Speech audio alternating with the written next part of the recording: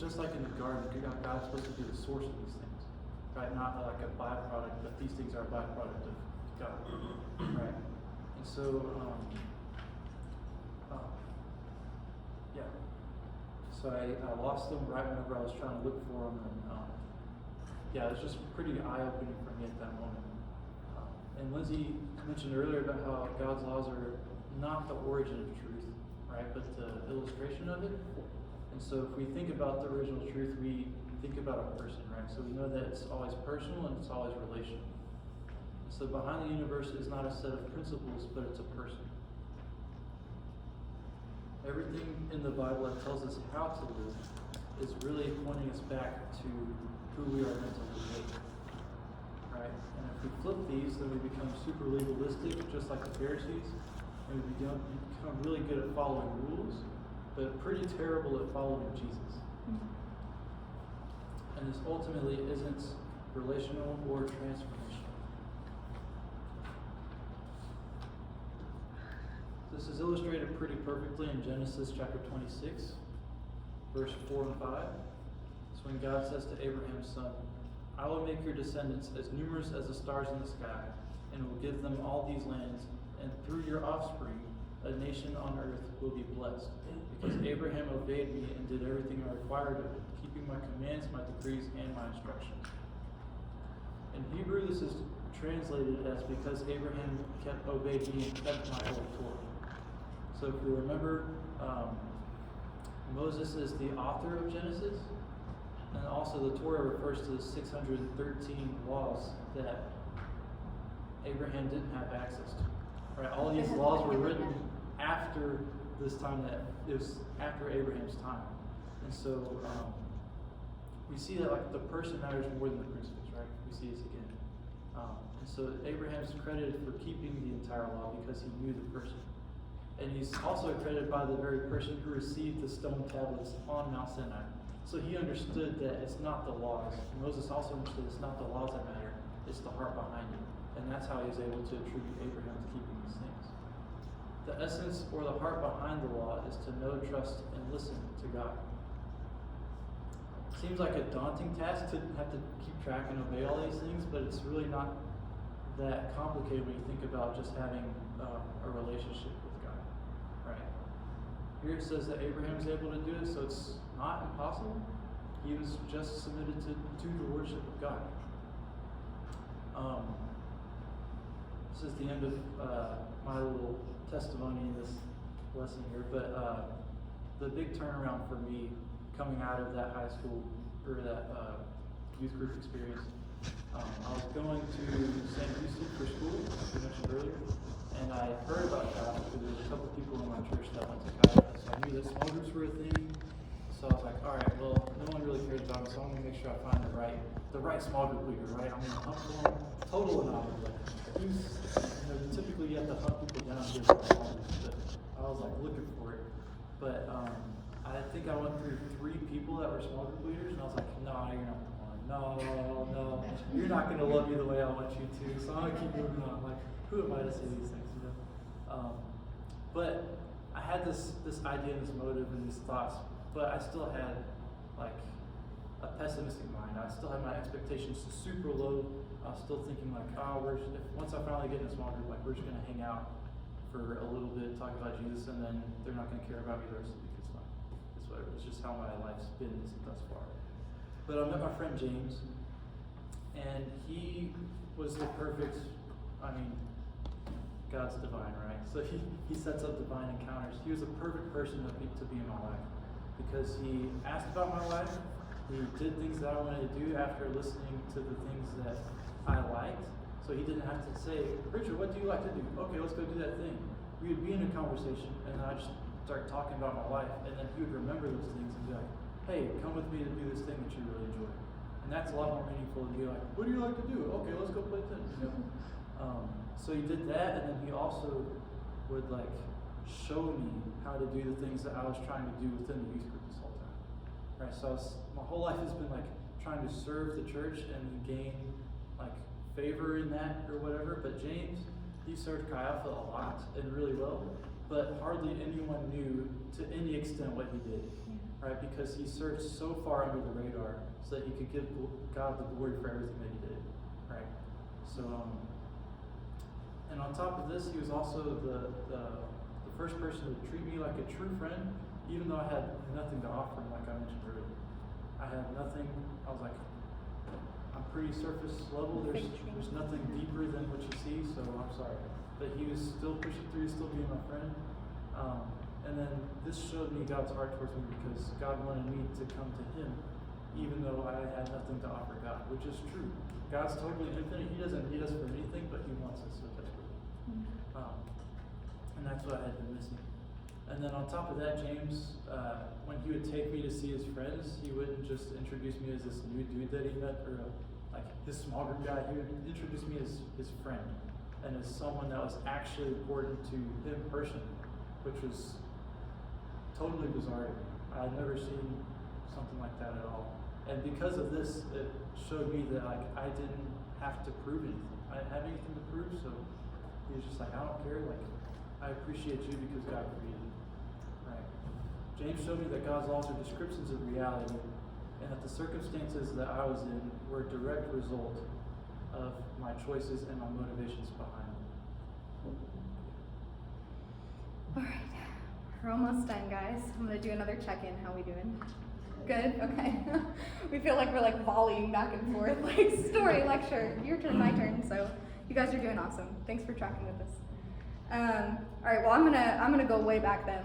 Let's really test how you're doing and go back to my story, which I haven't referenced in like 30 minutes.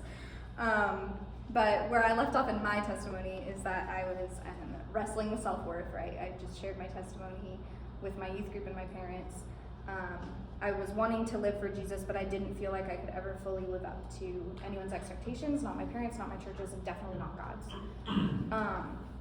And so my senior year of high school, I entered into an abusive relationship because it just felt like that was the natural next step. Like, this is what I deserve, is to not be treated very well because my church has told me I will never be very good. And so that's how I lived. And when I got to college, that was still very much my mindset. I ended up in a small group kind of by accident. I literally was running down the stairs to a music audition, and someone living in my dorm building was running up the stairs, and we ran into each other, and she was a small group leader, so she was like, ha. She drove me to my music audition and began to pursue me really stubbornly because I wanted nothing to do with that anymore. But she stuck it out. She had a lot of patience, and she saw something in me that I didn't see in myself and put me through LTC because I had all the head knowledge, so I looked like I had this figured out, right? And God bless her, like, I'm still in ministry, it all worked out. But I was not ready to lead small group. So I started leading small group my sophomore year, would not recommend. And I didn't value myself, so I didn't value other people like I should either. I saw them as projects and measured their progress throughout the year towards perfection, because that's how I measured myself. So I was like, how are you doing on your, this and this and this and this? And I didn't see them as like what Scroggins refers to as finite expressions of an infinite God with infinite potential. The worst part was that I was still trapped in all of the same sin cycles that I developed as like a 10-year-old. I was still living in that because no one had ever told me that freedom was available and that forgiveness was available after all this time. And I hadn't learned to trust my small group leader with it because I was told never tell anybody. You have to look like you're doing okay. So when people in my small group came and confessed sin to me, it didn't feel like something heartbreaking, unfortunately, and it didn't feel like a warning. It felt like license to do the same. Like, well, we're all in the same boat. So I guess what I'm doing is fine too, as long as none of us goes too far, like you're getting away with it, so I'll get away with it, and that's just how it's gonna be. Shouldn't have been a small group leader. But what I needed to learn was what Richard talked about, how this wasn't about principles, it was about a person. But beyond that God's laws aren't just descriptions of reality, they're descriptions of himself, of his character. It seems like a really subtle, like, oh, that should have been obvious to you. But I thought of the law as something I was supposed to do, not something that God did. But God's laws are descriptions of his character. Jesus says in Matthew 22:36-40, someone asks him, "Teacher, which is the greatest commandment in the law?" And he replies, "Love the Lord your God with all your heart, and with all your soul, and with all your mind. This is the first and greatest commandment. And the second is like it. Love your neighbor as yourself. All the law and the prophets, all the Torah and the prophets, hang on these two commands." And so Jesus sums up the law as love, right? That's the one thing that's required of us. And then 1 John, I don't have this one up here, but it's 1 John 4:7-8. 1 John 4:7-8 says, "Dear friends, let us love one another, for love comes from God. Everyone who loves has been born of God and knows God. Whoever does not love does not know God, because God is love." So the very law that God holds us to, he holds himself to. He doesn't do anything to ever betray his character. So everything he asks of us is just to help us understand his heart more and to help us be more like him. So Adam and Eve, a couple of goofballs, like they wanted to be more like God, and all they had to do the whole time was just like listen to him, and they would have been. It's really sad and really ironic, and we do the same thing. So that was, I guess Richard mentioned a turning point in his testimony. That was the turning point in my testimony, was being able to trust God and his character and see that his laws didn't conflict with it, that they were only meant for good things. They weren't meant to test me or punish me or anything like that. And anytime I had been punished, it was my own stinking fault. But on top of that, I needed some way to respond, right? Like I needed to break out of this cycle I put myself in. And it wasn't until a couple years ago, this is really scary, I've been in ministry how long, but it wasn't until a couple years ago that somebody talked to me about this idea of being responsible for what we know. You might have heard that before, it's another Catholic conviction, right? We're responsible for what we know. We say that a lot, but this was like revolutionary to me, that I could be responsible for anything. Because I was told sin was this disease that I was always I was just helplessly bound to. There was no hope. But the reality is that man is guilty and not just helpless. And while that sounds really harsh, that was actually freeing for me. I was like, oh, thank God I'm guilty. I've done something wrong, but that means I can do something right. I'm not just helpless. Winky Pratney says it this way: the Bible shows a sinner as a rebel against a loving God, not just some subjective pity who can't help who they are. There is always the idea of voluntary activity in sin, not some static, genetic, or demonic causation that makes us helplessly bad. Sin has deeply hurt God as well as mankind, and you will never stand before God and be able to blame your genetics, your dad, or the devil for what you did to hurt yourself, others, or him. So I had to learn that I was responsible for the sin cycles that I was in, not my parents, not my church, none of that. And that Jesus' coming didn't make God's laws obsolete. Okay, Jesus didn't take away the law and say that doesn't matter anymore and throw it out. Matthew 5:17 says, "Do not think that I have come to abolish the law, the Torah, or the prophets. I have not come to abolish them, but to fulfill them." He's the fulfillment of the law because he didn't just obey it. He embodied, like I said, the wisdom and the ideals behind it. Everything that Jesus taught, I already referred to murder, but he talks about adultery the same way. Don't just not sleep with other people's wives, although good for you, I guess, if you don't do that. But also maybe just respect people's sexuality in your minds. They have dignity even in your minds, He always was looking for the wisdom and the ideal that drove the law. He demonstrated how to live a life perfectly aligned with God's character, but he was more than just the perfect model or teacher for humanity that Adam and Eve failed to be. Through Jesus, we don't just have a good example, we have forgiveness. Praise God for all of the ways that we failed and will fail. So he died to pay our debt to death so that we wouldn't be burdened by the law anymore, but empowered to live by it. we have the opportunity in coming under the lordship of Jesus. Sorry, here you go. I got on a roll and forgot I was doing slides. To be made into God's likeness again and to once again partner with him in his work on earth. It's just the simple gospel, guys. But recently, I have re-engaged with God as a person who cares about me individually and whose heart I personally break every time I break the law. It's not about not living up to a standard, it's about breaking a heart. And holiness is something that I see as possible for me now. I don't know if you guys have heard that before or if that's something that you're still working through, but for me, that's crazy. Like, holiness is possible. Richard read the verse earlier where it says Abraham kept the whole Torah. I was taught that was impossible, but how did he do it? By listening to the voice of God and obeying it. He wasn't keeping 613 little laws, right? Like, down to the letter. He was listening to God's wisdom and ideals behind them and walking in that. I'm not saying we're going to be perfect or like sinless tomorrow. I'm not saying that at all. That's called spontaneous human combustion, and that would not end well. We can't handle that. But Jesus offers us forgiveness.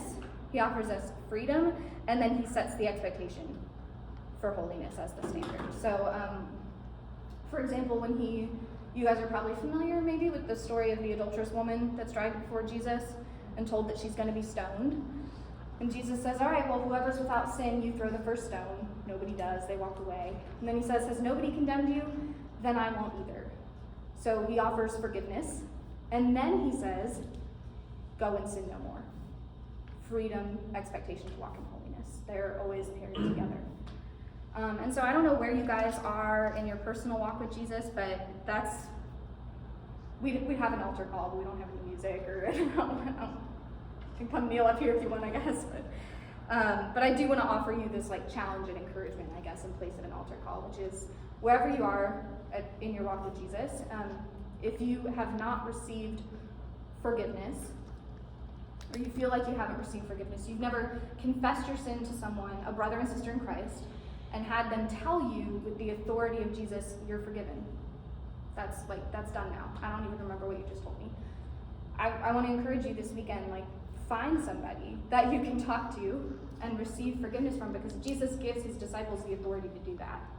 And so if you don't have somebody like that, you're welcome to find Richard and I. We would love to pray with you and offer that to you, because that was life-changing for me. It's life-changing for everyone that receives it. If you have received forgiveness but you're still walking in sin, that doesn't add up. Like, Jesus offers forgiveness and then he says, go and sin no more. So there is hope for walking in holiness and blamelessness wherever you are in your walk with God. And remember, we're responsible for what we know. So maybe you just know a little bit and that's all you have to be responsible for. And then as you grow, God gives you more responsibility. So if that's you, once again, we'd love to pray with you sometime this weekend. I've got prayer cards up here if you want to get a hold of us, but you can also just I think I'm one of the only pregnant ladies here, so just holler at me. It should be easy to spot. But we'd love to pray with you. I can give you some practical steps for walking in freedom, because it does take a little bit of a mind shift when you've been burdened by one particular sin for so long. For me, that was definitely pornography. I had a lot of others, but that one in particular, I needed to be taught practically how to walk in freedom. And then lastly, I want to challenge you with the expectation of holiness. Romans 6:1-2 says, what shall we say then? Shall we go on sinning so that grace may increase? By no means. We are those who have died to sin. How can we live in it any longer? Sorry, my hair. So we started a little early, we talked a little fast, I feel a little out of breath. So we're done a little early. We could maybe have Q&A time if you guys have any questions, or you're welcome to come up here and chat with us personally, or go to the bathroom and make your way to your next session. But thank you for being here. It's our first SALT that we've shared, in case that wasn't obvious, so we're grateful. You guys have been awesome.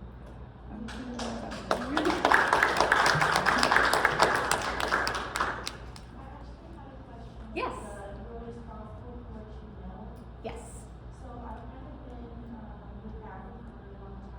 Okay. And I would say I know a lot of things, like, knowledge-wise, like, okay, I know what the Pythagorean theorem is, but like, actually being able to apply it, and like, knowing it, how do I word it?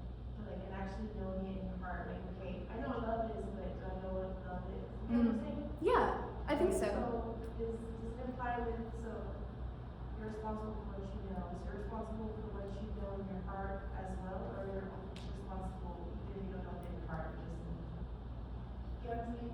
I think I follow you. I'll try and answer it, and if I don't, if I'm completely off base, rope me back. So when I say you might be overthinking it, honestly, which I do too, so that's okay. When I say you're responsible for what you know, I mean literally what you know. So like, you're a baby believer. Nobody's told you or discipled you not to curse yet. You don't know that's a thing. We had somebody in our service do this the other week. Do you remember? Scroggins like asked a question from the pulpit, and she went "F no" like really loudly, and we were all like, but like the word, you know, and we were like, okay, but like she didn't know. Nobody had told her. You know, she's just excited to be learning about Jesus, and she's engaging with the pastor. She's not responsible for, you know. I can tell her later, be like, hey buddy, maybe don't like, you know, language. But that's what I mean by that. So just like a child, I mean, our friends have a 1-year-old, and he does a lot of stuff that like, I want to be mad at him, but like, he's one, you know. It's the same for us. Like I said, it's not about the lightning bolt, like God's like, you know, I said not to do that, and it's a process. So as you learn, as you're discipled, you become responsible for more. And that's a really good way of looking at your small group members too. If you're a small group leader, there are tons of small group members I've had that have been like, I've had to tell myself over and over, they're not discipled yet. You can't expect them to act discipled yet, you know? But I can expect them, once they know something, to walk in it, and I will hold them to that, and just as I hold myself to that. Does that help at all? Yeah. Okay, great. Yes? So for those who learning is a process, so oftentimes like some of our biggest lessons we learn in life are ones that are not learned overnight. You know, like it'll take years, and you'll say, this took me years to learn, but it finally clicked one day or whatever. And so what does that mean for people that are in the process of learning something, but understand it maybe with their mind, but not their heart, but are kind of trying to figure out how that is applicable to them and not just in a general sense? Sure. I don't want to like give you a cop-out answer, but I would answer it similarly and just say, once again, like, you're responsible for what you know. So if you're still learning it, you're not fully responsible for it yet. But I think we can get too wrapped up in being like, is God going to hold me accountable for this thing? Or am I like, have I not met that standard yet? Or like, have I graduated to a level where God's going to hold me accountable for this now? You know what I mean? Yes. Like, that's not it. I would encourage you, maybe instead of reading the law, although it's great and it's helpful and it's good, so I'm not saying like replace the law with Jesus, but I am saying start with Jesus's teachings, because he does unpack so much of, and it's hard to spot at first, but there's lots of things he refers to that's referring back to the Torah, and he's saying, look, it's not that complicated, and it's not that specific. Like, you don't have to, you know, wash your meat this way or whatever. Just here's the ideal behind it. Now learn to walk in that. So maybe search for the root meaning of what maybe is driving your temptation in this particular area or something. And so that way, just like as you were saying that he told the prostitute, he wasn't like, oh, you know, when he told her don't sin no more, that's very black and white, you know, obviously she's not gonna keep doing what she was doing. But when it comes to things that are morally questionable, or things that like maybe society is like normalized but is different for us now.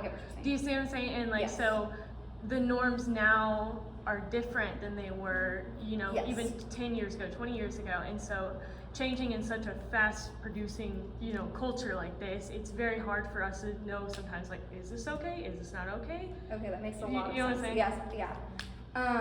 I'm sorry, by the way, if you have something to interject, I'm like in front of him, so if you have something to say, I'm sorry. I'm clearly the more like extroverted of the two. Yeah, what I would say is, so once again, the Bible's not a manual for behavior modification. It's not meant to police every little thing you do. There are some laws, let me find there's a good example I pulled up because I had a feeling this was gonna come up. It's in Deuteronomy chapter 21, verses 10 through 14. This is gonna get you're gonna get a little uncomfortable, just let it happen. It says, when you go out to war against your enemies, and the Lord your God gives them into your hand, and you take them captive, and you see among the captives a beautiful woman, and you desire to take her to be your wife, and you bring her home to your house, she shall shave her head and cut her nails. And she shall take off the clothes in which she was captured, and shall remain in your house, and lament her father and her mother for a full month. After that you may go into her and be her husband, and she shall be your wife. But if you no longer delight in her, you shall let her go where she wants. But you shall not sell her for money, nor shall you treat her as a slave, since you have humiliated her. Okay, what the heck? Yeah, obviously cultural standards have changed. And remember that Israel was a specific culture and a specific place and time in history. Mm-hmm. So we look back and think, oh my gosh, those barbarians. Like, Yes. they just took women against their will. And it sounds like God approves of that. But you have to look, once again, at the wisdom and the ideal behind that's being applied in this specific situation. Yes, sir. So, it's super interesting. We could go into this forever. We've got 5 minutes, so I won't do that. But if you look at like the original biblical language, like when Eve takes the fruit, it says like she saw that it was desirable to the eye and desirable for wisdom, and she took it. And then it uses that same language here. The women were desirable to the eye, so men took them. It's obviously not a good thing, right? God isn't viewing this as, he's viewing this in light of what Eve did in the garden and saying, that's wrong. We don't desire things like that and take them in that context. So God isn't approving of this behavior, but he knows the Israelites are going to engage in it anyway.